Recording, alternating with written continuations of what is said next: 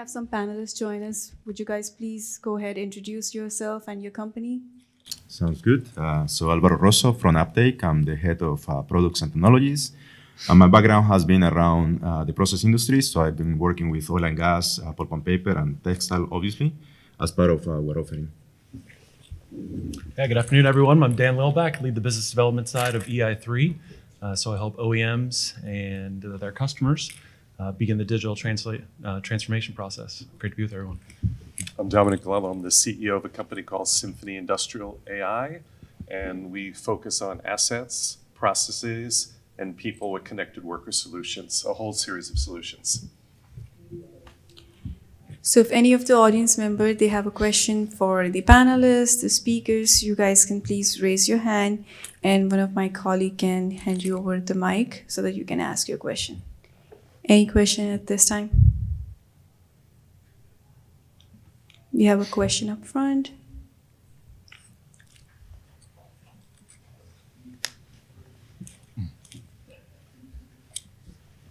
Yeah, hi, Tim Westhoven, ExxonMobil. Really? Song?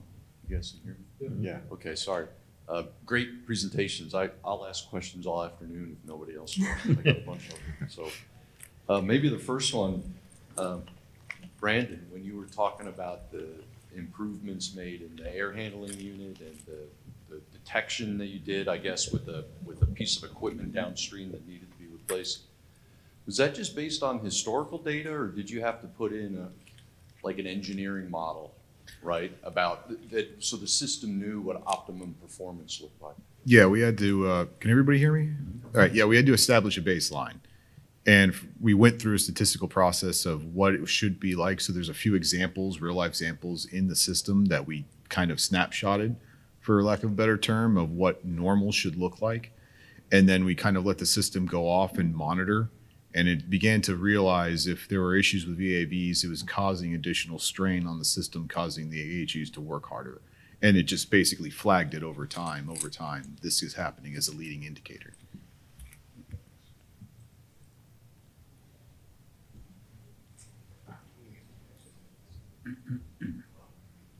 Mark is getting exercise, that's what you're saying, right?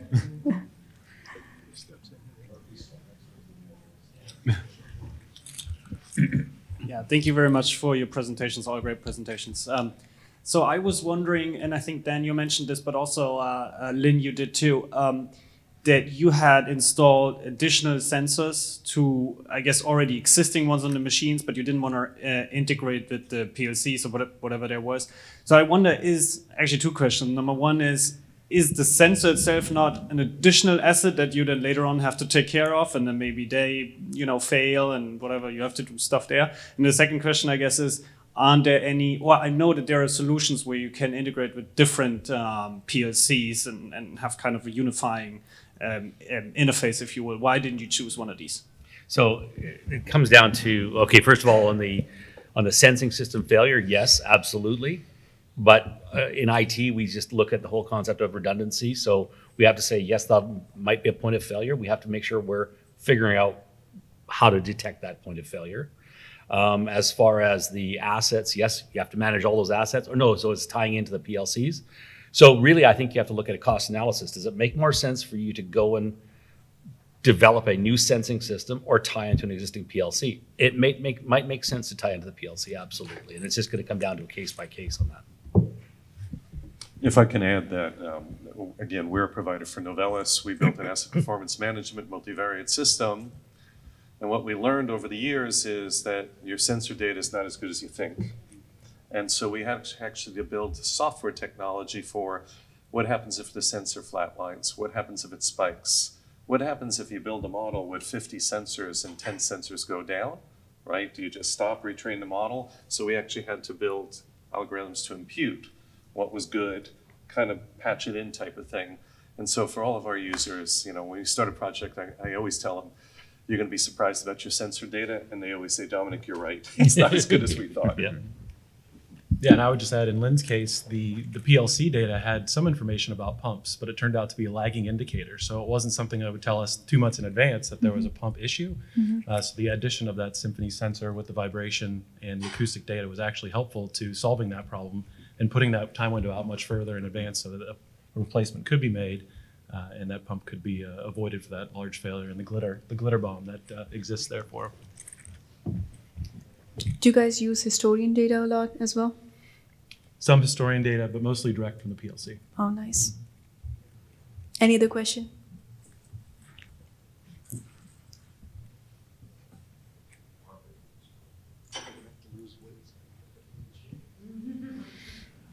Hi, my name is Mike. I'm from Westlake. And this question's for Lynn and Dan.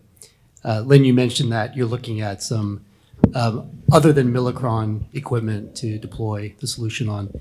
What's the strategy with EI3? Do you go directly to that OEM, or are you trying to create something that's vendor agnostic and maybe asset specific? Yeah, that's a really tough question. Yeah, I mean, we absolutely are trying to make sure that we can stay where we can gather information straight from the PLCs on the machine itself. We want to stay in that realm. But where it doesn't make sense, that's part of the reason that we like the EI3 solution, is we can go independent of Millicron if we had to, because we are using devices and the data science and so forth directly from EI3. For us, part of why we went through Millicron was, right or wrong, they helped fund our efforts because they wanted to learn and be able to have a product to sell. So, yeah, are they going to want to support their competitors? Probably not. But at the same time, the partners that we've created allows us a path where we can use the same systems, similar algorithms. They may have to have different baselines and stuff set, but it does give us a path where we can utilize EI3, if you will, as the main backbone for our system. Yeah, and we certainly see it as a path forward too, because when you look at OEMs and they're selling steel, right, that's the important part of their business, right? They're providing a machine that provides a service for Orbis and for other customers. The technology side, of course, they have a lot of technology in their PLCs, but the technology side from an IoT perspective and having the data science capabilities, that's not always a skill set that exists in those organizations right off the bat. So, that's some of the partnership that EI3 does with OEMs and with the end users of those OEMs to take those next steps, right? So I think there's value there. Yeah, just to add on that component, and this is not particularly related to that because I don't know their business in general, but I've been working with oil and gas and mining organization for quite some time as well. But what I like about the approach that I should take is actually recognizing the fact that there is an opportunity for business-to-business type of integration component and the ability to also utilize the information towards gaining some business value as well as they start basically enhancing the equipment. So I'll give you an example of something that happened with some sectors where there is a large footprint around data science community, also built up within the client operators as well. But there is a component around protecting the data and not able to basically extract that information and share it with other suppliers, right? And the benefit is, like, I actually asked that question to one of the mining companies that they kind of like, so how do they vendors or the OEMs enhance their technology if they are not getting access to your information, right? So that's an aspect that perhaps I just put that into consideration in terms of some of the opportunities that we see around this IoT environment and the capabilities around the community that we can create, right? Thank you.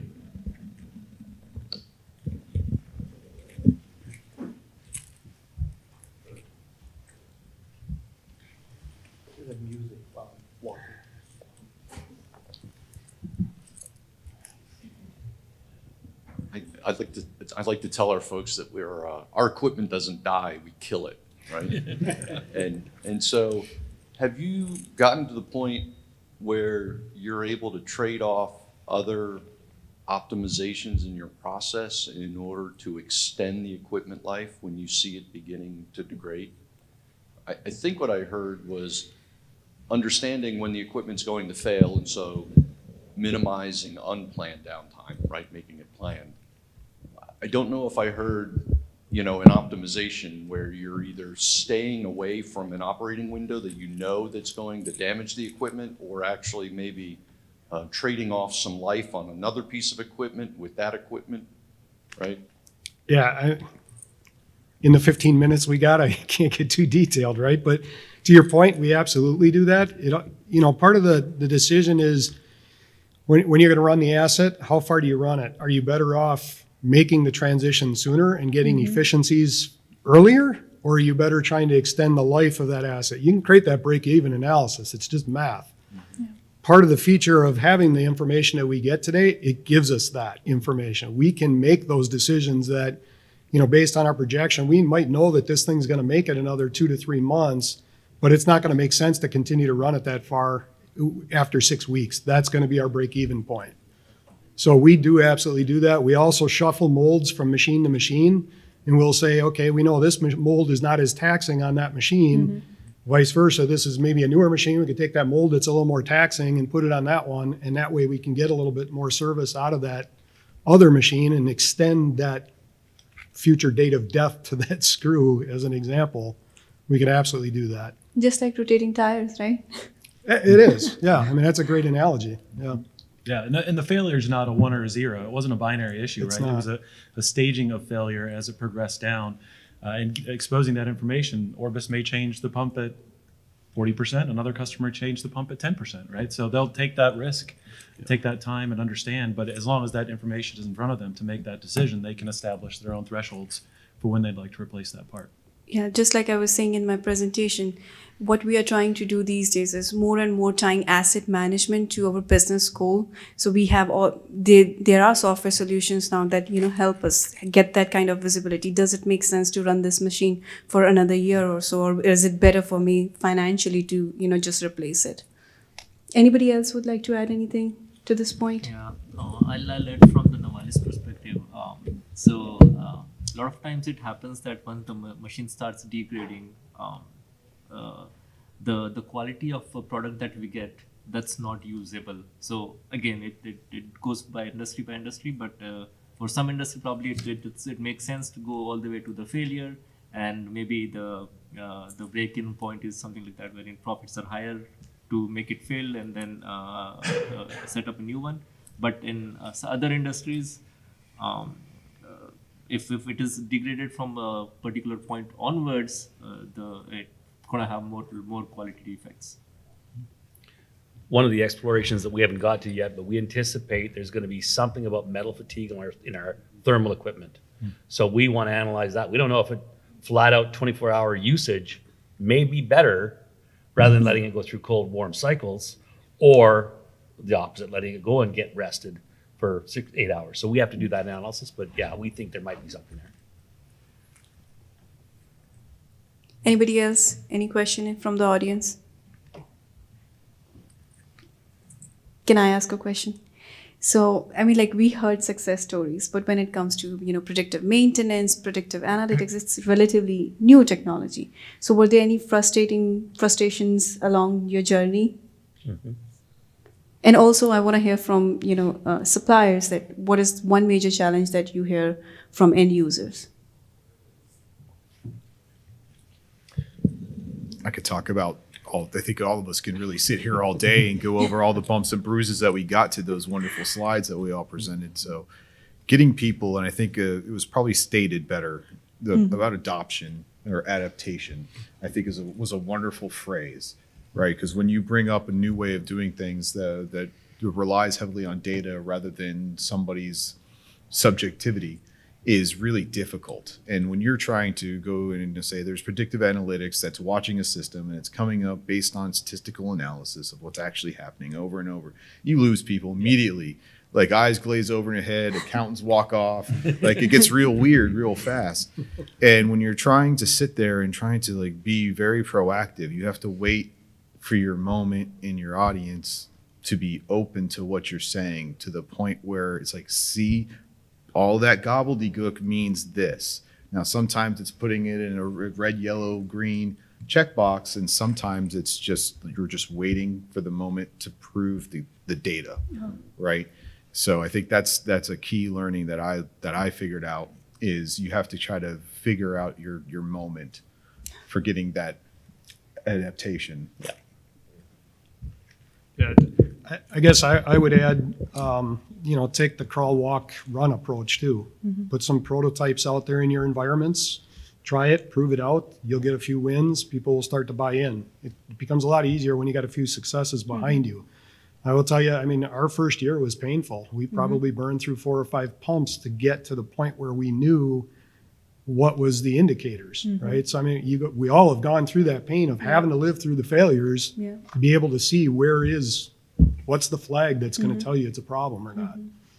So don't, part of that is you're going to have to run enough air cover with your organization long enough to get past that initial wave of just, we didn't catch that one. Yep, we didn't catch that one, but now we know. And we'll catch them going forward. And that's a big part of it, is that crawl, walk, run approach. Very interesting. Just to add, Go ahead.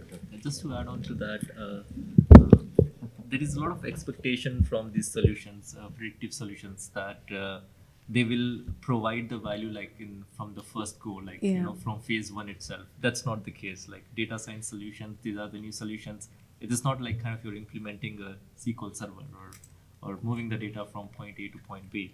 You are trying to develop something which a machine has to learn. So it takes its time to learn, and based on that, it gives the solution. So there is a time frame or a lag when after that only you'll start getting the benefits. So wait for the keeping or making understanding that end user that wait for some time, let this solution learn, understand, and then it'll come with the right solution. That understanding is not there currently, and that's where it's very difficult to sell a lot of solutions. Yeah. I'll just take it. Our customers are really users of very large companies, and corporate has a good idea to roll this stuff out. Now roll it out across a fleet of plants. Good luck, right? And so one of the things, I actually used to run product development for Autodesk. It was really easy. We used to send you a box of AutoCAD. We didn't have to do anything else. That was easy. We had to go into the managed services business. We're a software supplier. I like to be a software supplier, but our engineers are actually paid by our customers to look at their alerts, right? Because I'm really busy. I don't understand this stuff. And if I take the wrong call, I'm in deep trouble.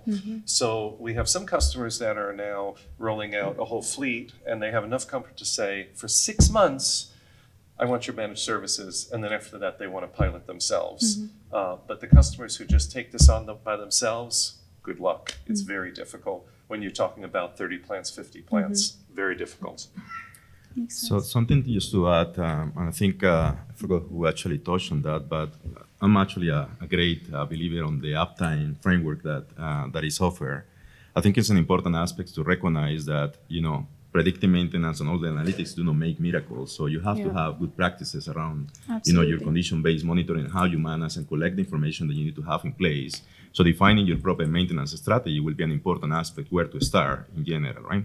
But at the same time, as we start going into the digitization transformation aspects that we are talking all about, it's simple to basically recognize that one of the use cases that typically just come to mind to everybody is the asset management use case. But you have to keep in mind that the same piece of information that you're collecting is going to be used by production, process optimization, and other use cases as well. So that's a fundamental aspect that we, in general, try to address in terms of how do we collect the information that you require.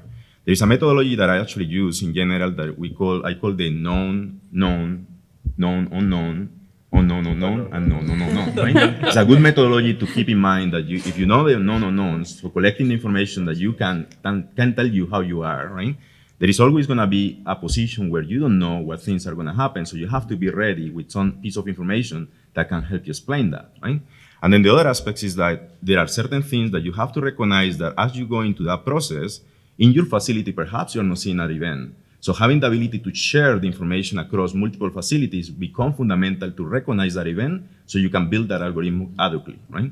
And then the other aspect is, I always have one example in terms of something that happens with an oil and gas company in Canada, where they had an event and they couldn't actually explain the variability that they were getting in the process side. They were collecting, oil from the mines, but they were not able to explain what was happening there. They brought all the subject matter experts across the board. They couldn't actually explain it. It was until they actually recognized that they have a piece of information that they haven't addressed just yet. They put the assay information, and they immediately found a correlation with some particular chemical that they never thought about it, right? So that's an important aspect to keep in mind, is that as you start looking at the conditions, you also have to look at what other piece of information is also available that can explain that, right? So that's a fundamental aspect as you go. So with that, I would like to give a huge round of applause to our speakers and panelists.